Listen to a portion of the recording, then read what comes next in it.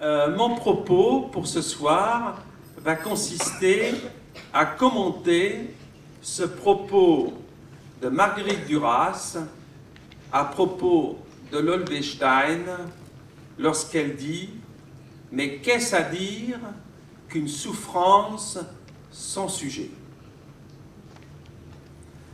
Alors, il se trouve qu'une patiente hallucinée me déclare un jour que l'hallucination est une parole qui s'adresse au moi sans qu'il y ait un sujet pour l'assumer. Il y aurait donc un phénomène psychotique comme l'hallucination qui se produirait sans sujet. Cette désarticulation entre le phénomène et le sujet, comme par exemple celui que l'on désigne par phénomène élémentaire dans la psychose, serait l'équivalent d'une subjectivité sans sujet que l'on prête.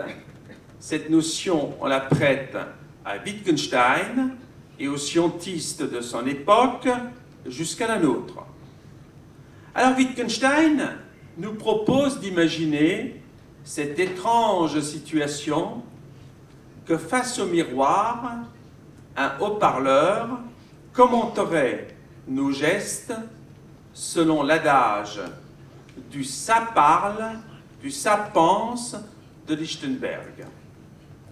C'est-à-dire que face à un miroir, ce ne serait pas vous qui diriez « je lève mon bras », mais un haut-parleur derrière vous commenterait votre mouvement de votre image dans le miroir et qui dirait « il lève le bras ».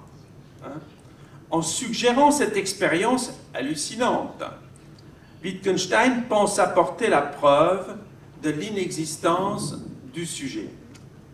Ce qui m'entraîne à développer sa thèse d'une subjectivité sans sujet pour examiner ce qu'elle permet éventuellement comme éclairage clinique du désarrimage entre le sujet et le phénomène qui l'affecte.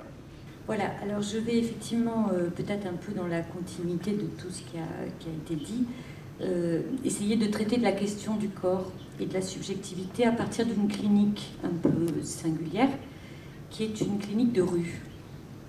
C'est-à-dire une clinique où nous avons rencontré des personnes sur leur lieu de vie, la rue, pendant près de 2 ans, avec un objectif qui était une expérimentation à Marseille, qui était de les loger, mais pas de la façon habituelle qui consiste à mettre les gens dans des foyers et puis à les en faire partir, mais à partir d'une autre idée. C'est une expérience qui est en cours, donc, qui existe actuellement.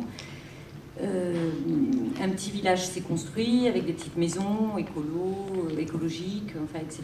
Et ce sont des maisons pérennes, c'est-à-dire que c'est pas, les gens ne vont pas en partir au bout d'un certain temps. Ça, c'est la première chose. Le critère étant que ce travail s'adressait à des personnes, à des grands exclus, à des personnes qui étaient dans la rue depuis très longtemps, qui étaient malades, pour la plupart, et qui étaient donc, comme on dit, extrêmement désinsérés. Voilà, alors je vais essayer de faire émerger de cette expérience 3 temps logiques. Le premier temps recouvre la déambulation du clinicien à la rencontre de l'autre et sa participation à sa mise à l'abri. Le deuxième temps, c'est celui du soin, que j'appelle le temps de la réanimation, et qui suppose de devoir se confronter à un moment d'affolement au sens propre, d'un sujet soudain déplacé, géographiquement, socialement, mais surtout psychiquement. Si l'équipe supporte, contient, étaye, encourage les ailleurs et les allers-retours, le temps s'ordonne, l'espace s'ouvre, le sujet s'apaise. Le troisième temps voit alors émerger des demandes de psychothérapie sous la forme, pour certains, d'un « je veux comprendre », comprendre sa propre rencontre avec la jouissance. En fait, dans ce troisième temps, la rue se questionne. Elle n'est plus, comme dans le premier temps, un point d'horreur fixe, ou comme dans le second, à l'inverse, un point d'idéal dont on aurait la nostalgie. Elle devient un lieu du sujet dont il demande à parcourir les méandres énigmatiques. Si la psychanalyse en tant que cure-type ne peut évidemment s'exercer dans ces lieux extrêmes, extrêmes de recouvrir la position subjective de personnes s'aliénant si peu à l'autre, il n'en demeure pas moins qu'elle peut y rappeler que le sujet relève de la parole et proposer une alternative à l'angoisse massive engendrée par l'idée d'un déterminisme social sans appel. Η ψυχοπαθολογία στη βάση αυτή, ιδιαίτερα όταν είναι προσανατολισμένη από την ψυχανάλυση, μπορεί επίσης να συντελέσει τη δημιουργία ορίων μεταξύ της νευροψυχιατρικής και της ψυχιατρικής, τα οποία είναι ασαφή στα σύγχρονα συστήματα ταξινόμησης.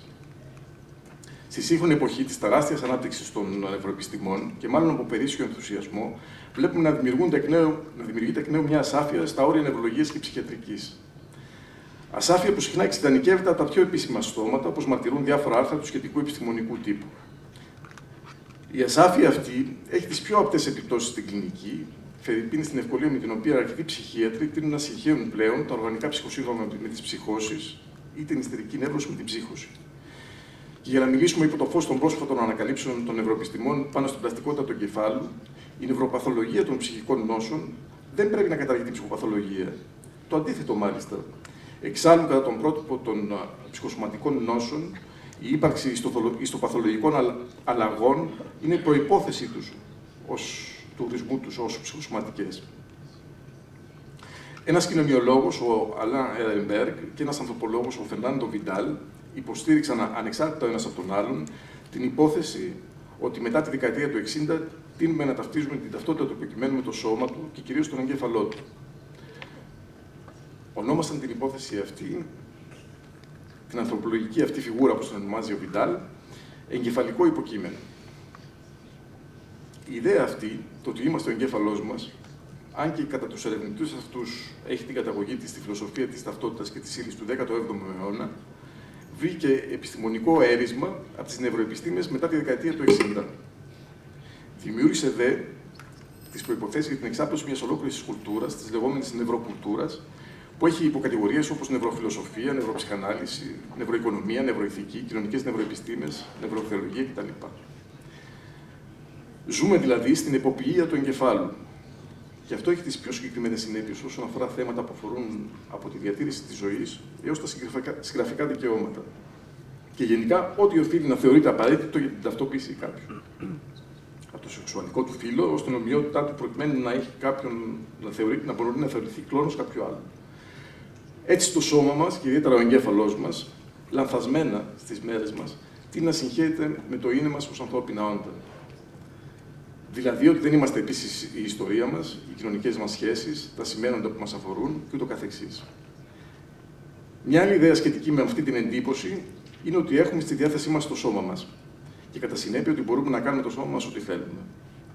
Αυτό είναι μια πρόσφατη αντίληψη που δεν είναι χωρίς να δημιουργεί μεταξύ άλλων δικονομικά θέματα.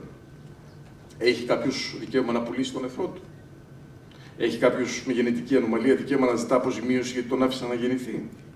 Έχουμε δικαίωμα να εκθέτουμε πτώματα, όπως στην υποτιθέμενα εικαστικού και επιστημονικού ενδιαφέροντος έκθεση με τον τίτλο Bodies, που έγινε πριν από 1,5 χρόνο στην Αθήνα και προηγουμένως σε άλλες πόλεις. Τελειώνω.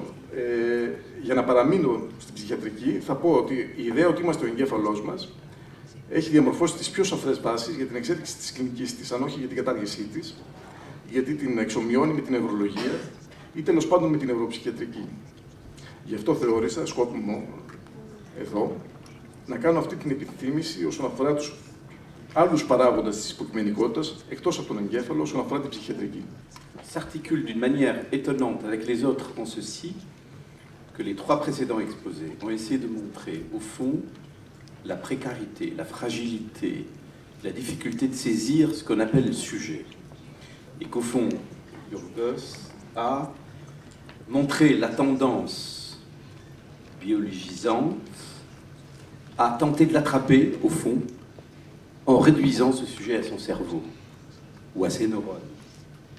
Et d'une certaine manière, ça apporte finalement quelque chose qui indique notre situation aujourd'hui, où nous sommes pris d'un côté devant ce que la psychanalyse dit de cette fragilité, de cette précarité, de cette chose qui peut se dissoudre au fond et même disparaître, et de l'autre côté la tendance de la science objectivante à vouloir le fixer, l'objectiver à travers son cerveau. Nous sommes dans un moment extraordinaire où nous avons au fond ces deux tendances de notre culture qui sont en lutte.